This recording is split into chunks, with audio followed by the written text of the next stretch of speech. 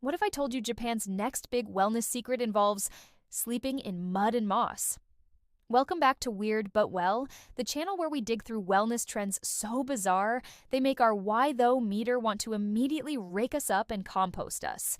Today we're getting earthy with moss bathing, Japan's secret forest therapy. That's actually legal, because apparently just walking in the woods isn't enough anymore. We need to become the forest floor. Is this the ultimate nature connection, a profound healing ritual, or just a really good way to get incredibly dirty and possibly itchy? Let's try not to sprout any new fungi as we dig in. Now, you might already know about forest bathing, or Shinrin Yoku.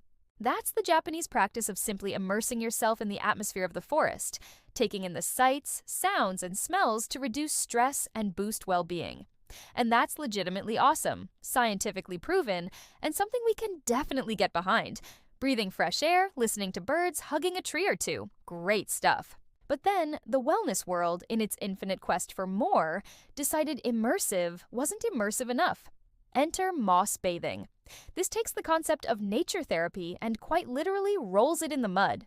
Picture yourself, or a much braver animated version of yourself, lying down, maybe even sleeping, surrounded by, or even covered in, lush, damp moss and earth. The idea is that this deeper connection allows you to absorb even more of nature's healing energy, the phytoncides from the trees, and the grounding energy of the earth itself.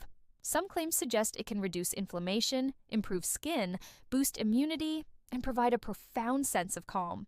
Think of it as forest bathing's wild, unwashed cousin. Our why though meter, much like our imagined moss suit, is now completely saturated. Let's be clear, the proven benefits of being in a forest are real. But are there any additional benefits from literally bathing in moss or sleeping in mud that you don't get from just, being in the forest? Here's what our hypothetical, but scientifically accurate, lab test on a moss bath would probably show. First, zero additional absorption of phytoncides. These beneficial airborne chemicals are absorbed through breathing, not through your skin being buried in moss. Second, zero additional mystical grounding benefits. While there's a concept of earthing, grounding, simply lying on moss isn't adding anything beyond what standing barefoot on earth would achieve. Moss is soft, absorbent, and beautiful to look at. It can even retain a lot of moisture. But it's not some magic sponge for toxins, nor is it broadcasting therapeutic frequencies that your skin needs to directly absorb from a damp clump. And let's not forget the actual downsides of literally bathing in moss and mud, because our weird but well motto is wellness but sideways, not wellness but tetanus. Hygiene, darling, hygiene. Moss and mud are home to a thriving ecosystem of insects, bacteria, and maybe even some uninvited parasites. This isn't exactly a sterile environment for open pores or scrapes. Certain types of moss can cause allergic reactions or skin irritation, especially when left on for extended periods. The ick factor. Let's be real, a lovely green moss can turn into a slimy, buggy mess pretty quickly. Not exactly conducive to profound zen. Practicality. Trying to sleep in mud? Good luck with that. You'll wake up uncomfortable, cold, and needing a very long, actual bath. Your body is amazing at connecting with nature just by being in nature. It doesn't need to be covered in it like a forgotten science experiment. So, what's our why though verdict on moss bathing?